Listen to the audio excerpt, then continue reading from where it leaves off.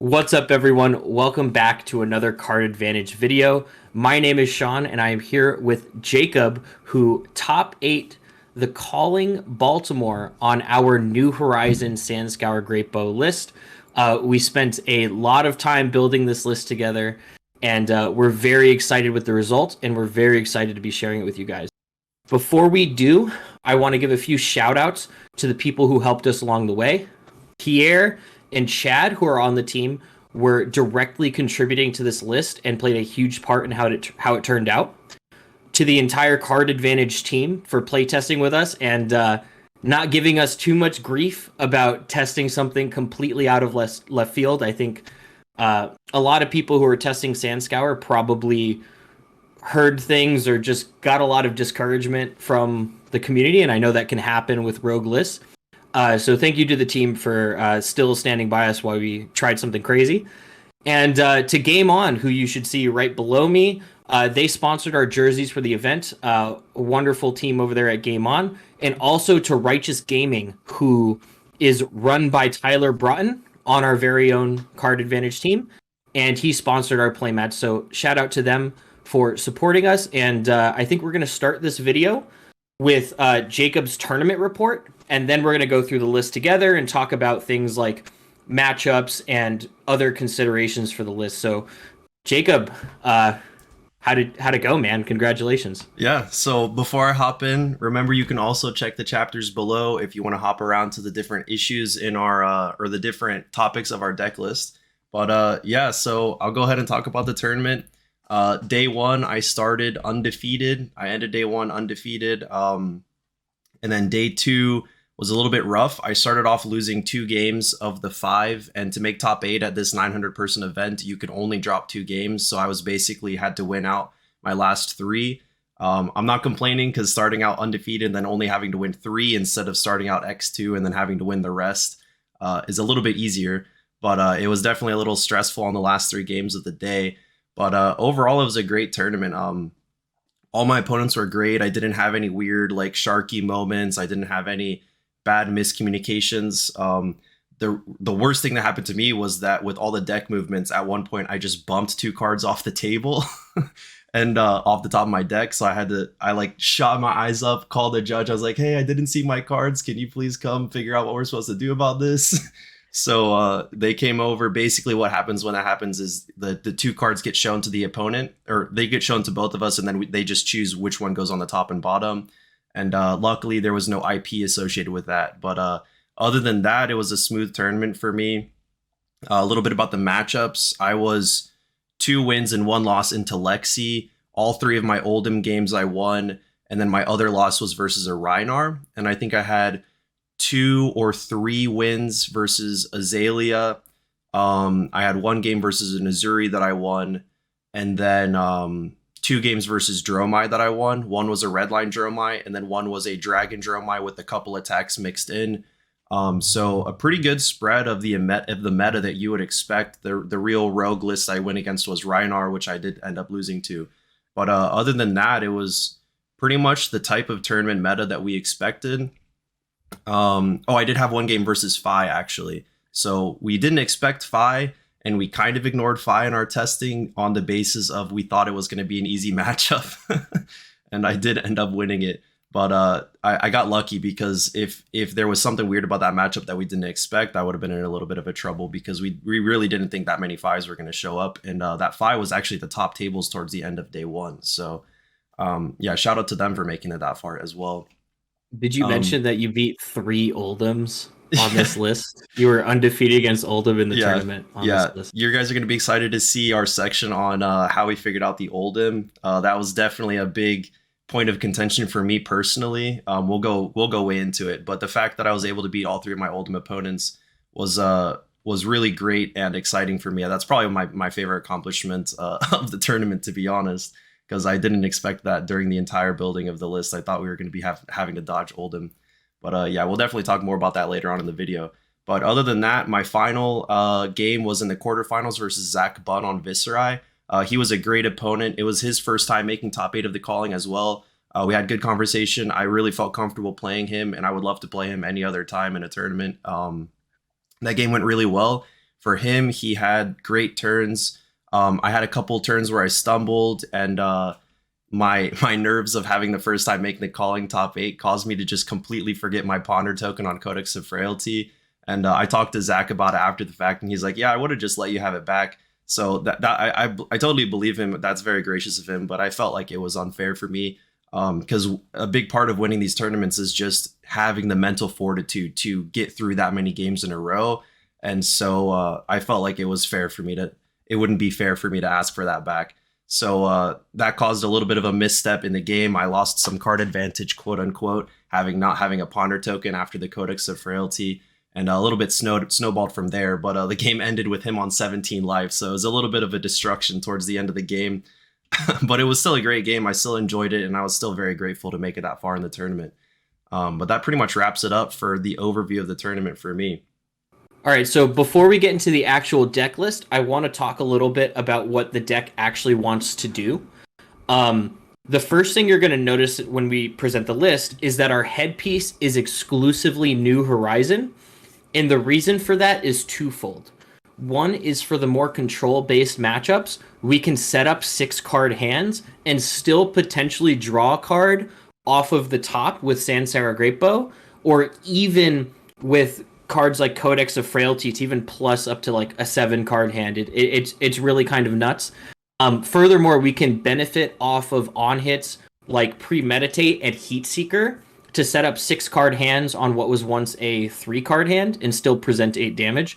And that also combats the new Inertia token that is accessible by Ranger and Assassin at this moment. So it's really, really huge. And so that's why we went with New Horizon. And in the aggro matchup, the reason we went for it is because the 2 arsenal slots essentially create 2 lanes of play. And what that means is you can sandbag resources, and by resources I mean cards that are valuable to you, to disrupt your opponent in a balanced manner, right? So for instance, if I'm playing against Fai or Briar or Death Dealer Azalea, putting a Deadeye on a red in the ledger isn't very valuable because they have to block it anyways, or if they take it, they're only going to do one thing. So the discard isn't as effective. So I might want to sandbag that Deadeye and pair it with something like a Heatseeker or a Barbed Undertow. And so that becomes very valuable in the aggro matchups that typically the aggro matchups for us can be a little bit of a blowout on our end. Like we can soak 15 damage, get our engine rolling, and just kind of win. But even when it's closer, those 2 arsenal lanes allow you to pick your shots.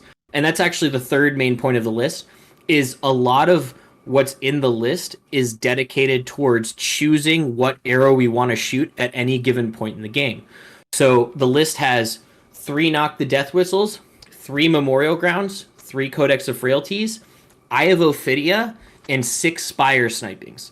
And what that does is it allows us to dig through our deck and get to this point in the game where we are most likely going to be able to access the arrow we want from the graveyard or from deck, put it into our arsenal slot, and just get going, right? It's all about a snowball effect.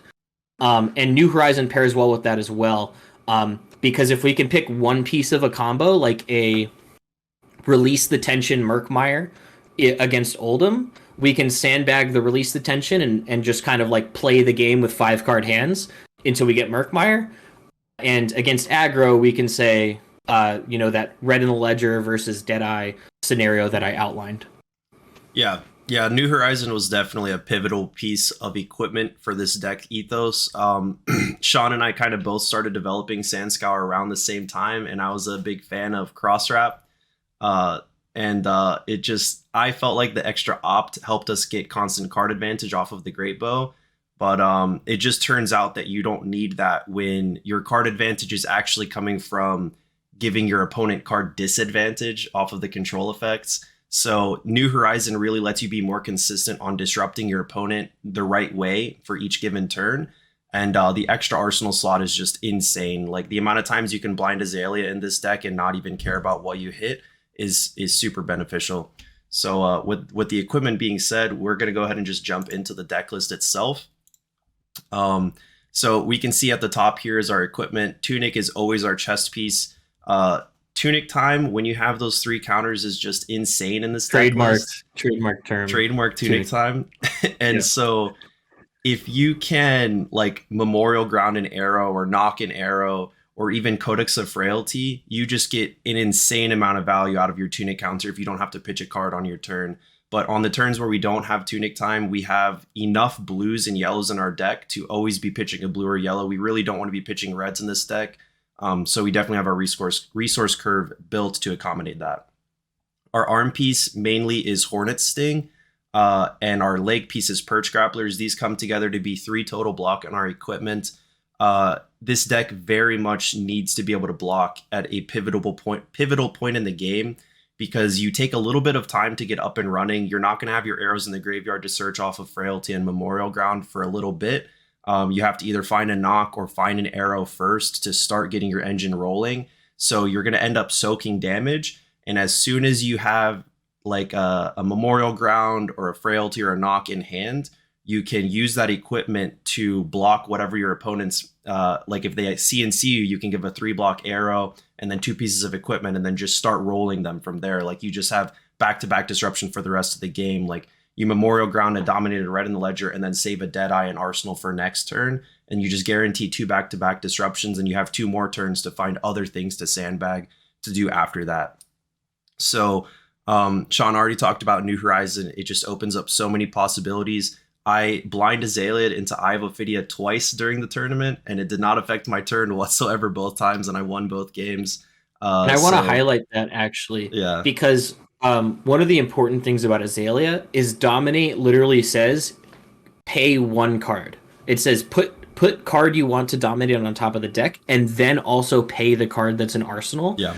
And what the second Arsenal slot allows you to do is, in addition to playing the 2 lanes, it also allows you to save like one of these blue utility cards that you're going to see later, like a Spire Sniping or a Drill Shot, and use it as your dominate resource, which is very, very, very important. And Eye of Ophidia can do that too. Mm-hmm. Yeah, and then the other funny thing about New Horizon is versus the versus the decks where you need to set up against, you can block, like I would block a Spinal Crush with 3 cards. I'll have 1 card in hand, 1 card in Arsenal. I'll just blind Azalea and then Arsenal pass. And the first time I do that every game, the opponent will be like, I saw you had New Horizon, but it just didn't register to me that you were going to do that. So you just literally sandbag 2 cards for your next turn, and it doesn't even cost you any resources. Like for Lexi, it's easy because they can do the Lexi flip and then Arsenal pass as well if they need to set up. But yeah, with DD Azalea, you kind of have to just roll your damage every turn, and you only get to Arsenal 1 card. So getting to Arsenal 2 cards and having a 6-card hand versus some of these decks that can block you really tall is super important. The last thing is Quiver of Rustling Leaves is our main quiver versus everything. This card gives you a really good opportunity to filter on turn 0 if you're going first, or even second. If your opponent does something that uses their action point, you can pitch some of your cards into quiver. If you reveal an arrow on top, obviously that's sick, you get card advantage. And if you don't, you at least filtered some of your cards out of your hand. The ratios of this deck can cause you to not draw an arrow hand on turn 0, and it's really important to avoid that. I even had my game versus Rhinar. I don't know if this was a misplay or not, but I blocked with Hornet Sting on turn 0 because they intimidated all of my non-attacks, and my last card in hand was a Memorial Ground. So I was like, okay, if I want any semblance of momentum, I need to guarantee an arrow on top. So my Hornet Sting bottomed a non-attack, and then I was able to get an arrow off the top after that. So, or no, I think I had 1 non-attack in hand to block with, so I drew 1 card and got into the arrow. But filtering on turn 0 to get your engine up and running earlier than you otherwise would is super important with Quiver of Rustling Leaves as well. But other than that, we'll talk about the main board of arrows and then start going into our sideboard plan. So is there any arrows you wanted to highlight first, Sean, before we do some other ones? Murkmire Grapnel, I'd like to reference my message to you on March 24th of 2023, where I said, hey, boss, I think we're going to have Murkmires in the final list, and I think it's going to replace some of our drill shots. Yeah. And this ended up becoming our favorite arrow, actually. We were super skeptical of it, and it's good into every matchup, particularly with many of the matchups running things like Oasis Respite, like Dromai and Sandcover. But it's also just a 0 for 5 arrow off the top. with a really strong effect, particularly into Oldhim. So I'm going to say that, and then I'm going to actually say Remorseless. We were not high on Remorseless at all when we started building the deck. We were playing a lot of infecting shots. We wanted to do a good amount of damage with arrows. But as the meta developed into Dromai Oldhim or like Lexi, and that's mostly it, right? All of these decks and Death Dealer Azalea, decks that get punished by the on hit and decks that get punished by the passive effect here were just so common that we went straight to a 3 of, and this became our primary play out of hand arrow. Yeah. And then the third call out I have, not in the main deck, is Battering Bolt. Battering Bolt was something that we initially, as many I'm sure did, and I think even the Death Dealer list figured this out by the end, was that it's not just a Dromai Dragon Popper, it is also a massive threat to some of our hardest matchups. So for Oldhim, he has to play his D-reacts if you pump this high enough, because if he doesn't, and he can't save them for later because you'll discard them on the hit. And furthermore, it helps a ton with decks that like to play attack reactions. Yeah. So just shooting this card at a Bravo or an Oldhim basically guarantees you will not get CNC pummeled for that turn, which is actually all the space you need to perform extremely well in the next turn cycle. And the same is true for Uzuri, who plays a lot of attack reactions and will play 4 block defense reactions. So if they get caught with a lot of them and you dominate this, you can actually get the discard effect here, and it is wonderful to pull off. Yeah, the not even just the discard effect, just knowing what cards your opponent has in hand came up for me on at least 3 different scenarios where I knew exactly what their arsenal was because it got stuck there for 3 turns. Like I did some dominated control effect to them and they couldn't get their arsenal out. I literally just 3 turns in a row knew what they had in arsenal. And with control decks specifically, knowing what cards your opponent has access to and specifically what they even have exactly in hand in arsenal is huge. One of the hard parts about playing control decks versus decks like Fai are when their chains are going so wide, you have to be able to predict when to block them, whether you need to block the second chain link or the third one for Mask of Momentum, or whether you think they have a breaking point in hand that you need to block off of CNC. That's huge. And then versus Uzuri, it's huge to know what they can flash in if they have any attack reactions. So there were multiple occasions where I was able to take a risk. Like also some of the decks like Uzuri, they're running traps and defense reactions. And if I could Battering Bolt them and see that they just arsenal a card that's not a defense reaction, I can send a Dominate Arrow for a little bit less and sandbag a buff longer because I don't need to play around potentially getting blown out by a defense reaction. So known information is huge with this card. Very true. And that paired with Deadeye means we have 6 looks at the opponent's hand in the entire deck, which does come up for sure. Yeah. Yeah. So what about you, Jacob? What do you have? What's your favorite card in the list, Jacob? To be honest, my favorite card is just 100% going to be, well, actually, I have Ophidia, but that kind of doesn't count. I think that's like a built-in favorite card, but Memorial Ground is second. This card is nuts. I think Death Dealer Azalea should be playing this as well. It doesn't matter that it's -1 card, because if you read in the ledger your opponent for 8 and they end their turn with 3 cards in hand, you minus yourself 1 card, but you minus them 3 cards. So this card is nuts. I think pretty much everyone should be on 3 of, in my opinion. The Spire Snipings, I was a little bit low on originally, but these just add so much consistency to your list. I've loaded a Spire Sniping from hand and then even seen a Codex of Frailty on top and Azalea into the Codex of Frailty to get back a actual Disruptive Arrow and a Ponder token. And that's very nuts. I also want to add that Spire is a huge engine for an end game where you have blocked with New Horizon. And when you only have 1 arsenal slot and you're playing 4-card hands, or maybe you're just trading 2 and 2, Spire allows you to find Dominate on something like a Remorseless or just any 5 damage arrow, and you can just finish the game. So Spire is really, really strong both in the first cycle and in the end game. Yeah, so I'd say those are my favorite cards. I also really came around on Murkmire. Being a 0 for 5 is huge. I killed 2 of my Oldhim opponents with dominated Murkmires. And then just to go through the rest of the cards in the deck, I think we have quite a few auto includes: Lace with Bloodrot, Inertia, Premeditate, Red in the Ledger, Seek and Destroy, Deadeye, all this stuff is auto includes. Knock the Death Whistle. And then we have an interesting spot here with Red Fletch. A lot of the people are running Red Melting Point. It's the other 1-for-4 buff, but it blocks 3. We do like blocking in our list, but since we have access to aim counters so much, if you send a red in the ledger for 9 with a Fletch effect on it, that's basically dominated. So Yep. either they're not going to be able to block it at all, even with their 4 cards, or if they are, it's using all of their hand and it doesn't matter anyways. So it gives you that breathing room that you need. So Fletcher Redtail comes up versus so many decks. Heatseeker is insane because you can open your arsenal up first and then the last card in your hand goes face down. Plus, Heatseeker, if you Heatseeker an arrow, it gets an aim counter, and aim counters stick around for as long as they're in your arsenal. So that's super huge.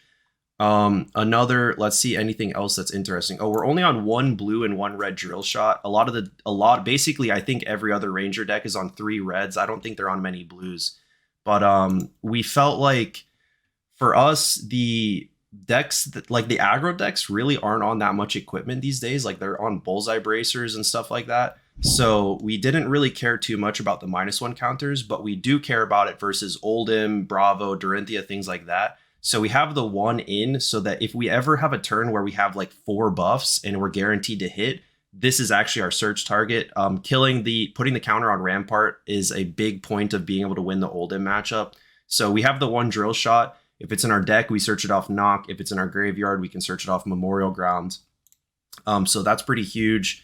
And then what else do we have that's interesting? Our blue slots, Blue Sedation Shot is another one of search target. Getting inertia effects on decks that want to block us out is very important. So if it's another turn where we have a bunch of buffs already, we can search a Sedation Shot from our graveyard or deck, which I did on 1 or 2 occasions during the tournament, to give my opponent an inertia to be able to give myself space for the next turn setup as well.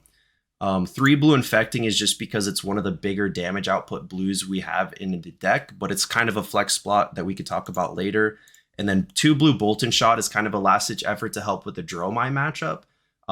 You can give this a buff and kill like a dragon if you really need to. It's not ideal, but also just going wide versus decks in general is good in this deck because what you can do is put Lace with Inertia or Lace with Bloodrot on your Bolt and Shot, and then you have an arrow in hand, like a Remorseless or a Red in the Ledger that also has an on-hit effect. So you can kind of split up your annoying hit effects with Bolt and Shot if you end up seeing it off the top or you have to arsenal it for the next turn. So it's not really a bad card at all, giving the Go Again. And 0 for 2 with Go Again, basically always if you buff it, is not even a bad rate at blue and 3 block. So I think that's about it for the main deck. Codex of Frailty, obviously an auto include. Anything else you had about the main deck, Sean? I was just saying for Bolt and Shot, I think because the deck trains your opponent to expect a tall attack, the one time you present a split attack, it really, really causes them to struggle, especially for aggro decks that want to set up like 1D react and then throw their armor out for like 1 big block. They get punished if you hit them with the Bolt and Shot into second arrow. So I'm really, really liking it as that flex spot. Yeah, for sure. So we'll go ahead and jump into the sideboard, and a big chunk of our sideboard is you're going to see is dedicated to Oldhim and Dromai. So the first one that's not really one or the other is Barbed Undertow. This arrow is very sick when it's good, but when it doesn't matter, it's just a 5 vanilla arrow. So decks like Lexi and Azalea actually can pitch yellows and reds and have a pretty functional turn because they also run Tunic. But if you're against Oldhim or Bravo or Dorinthia, they need a blue to have any semblance of a turn.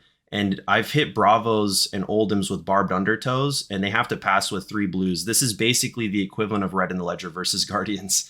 So this card's pretty sick. It's in there just for those matchups, but it doesn't get ran versus everything.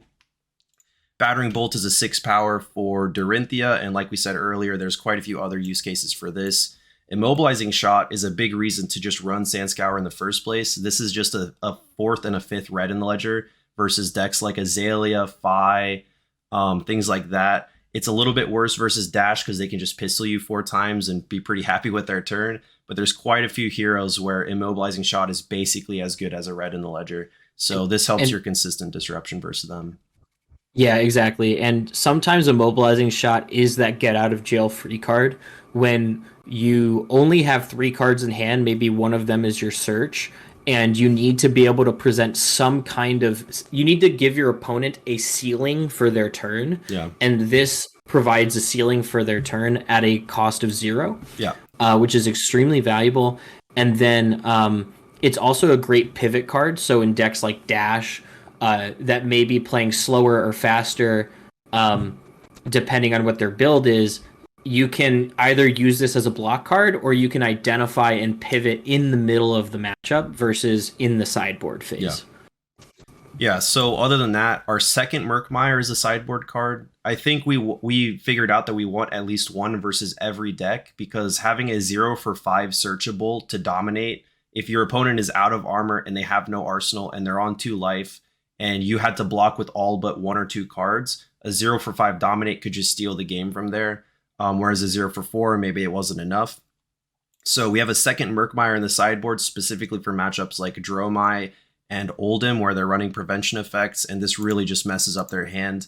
Having 2 means that we can more consistently search it out of our deck or graveyard at any point in time. The Rabbles are literally only for Dromai. We need to kill the Kylorias. Sometimes we need to kill Chromais on the spot.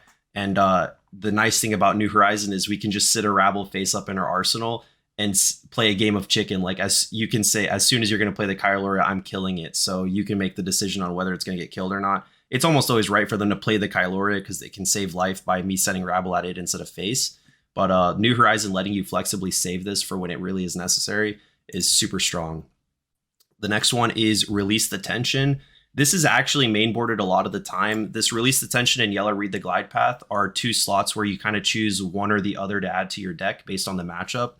Release the Tension, obviously good against decks that run defense reactions. And Read the Glide Path is in there versus the aggro decks because the opt helps us really get our engine running faster. We can go into a turn with a little bit less strength in our hand if we have a Read the Glide Path, because it gives us more chances to find an arrow off the top. If you opt 1, Blind Azalea 1, and then Sandscour Greatbow, you get 3 cards deep into your deck to find an arrow. So that's super important versus the aggro decks where you need consistency like that.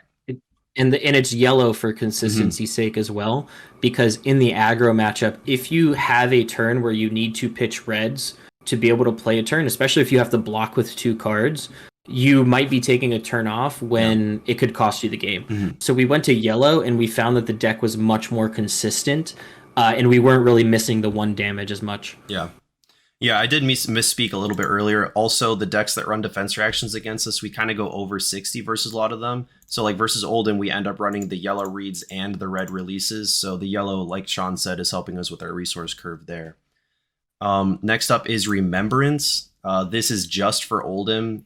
We haven't tested some of the other things, like maybe if Dorinthia goes into a fatigue towards us because they run a lot of Steelblade Shuns, we might want Remembrance versus them. But other than that, this card is super important for getting a couple buffs back into your deck. Or if you run out of Memorial Grounds, you can choose 1 Murkmire off of this. And when we talk about Oldhim specifically, this card comes up in very important scenarios. Bullseye Bracers is there for Arcane Barrier when you need it. And then Dreadbore and Crow's Nest. Oh, I guess Norrin Boots is here also for Arcane. We run AB2 versus the Wizards, so that's all Norrin Boots is for. And so let's talk about the most spicy part of our deck list, in my opinion, or the most interesting part, which is Dreadbore. The Oldhim Despair Arc, as we call it. Yeah. So leading up to the tournament, the 2 weeks before the tournament, all we did was test Oldhim. Yeah. We were very confident against aggro. It's basically a shutout. You can lose for sure. I mean, aggro is aggro. You can get blown out. Yeah. But with patience and you can get there 70% of the time, right? And it was the day before the calling started, and we were playing side-by-side games. So I was just playing Gauntlet decks, Oldhim, and Jacob and Chad were playing the Azalea list, and we weren't satisfied at all with the Oldhim matchup. We were super worried about it. We didn't think it would perform. We went and got lunch to take a break, and we get back, and Jacob, you were on the phone with your wife, I think. Yeah. And Jacob walks out, and I'm like, dude, I've done it. and it was the Dreadboard that actually Jacob suggested like a month ago, and we wrote it off. We just kind of like we Yeah. looked at our chat and everyone just ignored Jacob on the Dreadboard. Um, and what this did was it creates what I'm calling the Crown of Seeds dilemma for Oldhim, which is he has to choose between playing a defense reaction and using Crown of Seeds if this is active, which is very huge for his ability to play balanced offense and defense. Um, Furthermore, if we're pairing it with things like Release the Tension, Remorseless, and Murkmire, sometimes his entire hands can get jammed up, especially if we dominate, right? And by the second cycle, they've got all of their defense reactions and prevention effects next to each other, and you hit them with a dominated battering bolt or just another Murkmire that they can't interact with, and that's how you close out the game. Yeah. This was the first time I've ever seen Oldhim players uncomfortable playing against any deck, and that was a huge win for us. We felt really good about that. Yeah, I think as like within the first 3 turns of the first game I played in testing with this card, playing against I can't remember if Sean or Chad was piloting Oldhim at the time. You could just see the look on their face, like when they have a direct in hand, they're like just like, oh, come on, like I can't do anything about this, and it's just like brings you so much joy to make the Oldhim players squirm. So yeah, this card is insane. Yeah, like Sean said, you have Release the Tension and Remorseless and Murkmire all pair with this card so perfectly.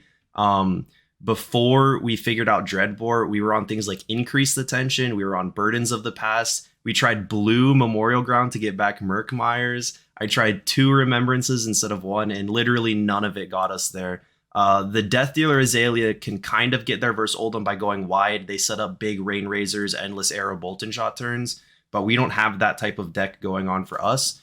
And Oldhim's built-in kit kind of counters us very heavily. They're just on Red Staunch by default. So without Dreadboard, they always have the flexibility to block us out most of the time. But this card really just opens you up. By the way, the +1 on the effect, if you can't dominate on the turn, is also relevant because it turns a lot of your, like Battering Bolt goes to 7. That means they have to give 2 cards and Crown or 2 cards and Rampart, which is actually like 3 cards unless they had Tunic Counter up. So on your in-between turns when you're setting up, you kind of poke them with an annoying arrow and then double Arsenal. And then the next turn you go off with something big and dominate.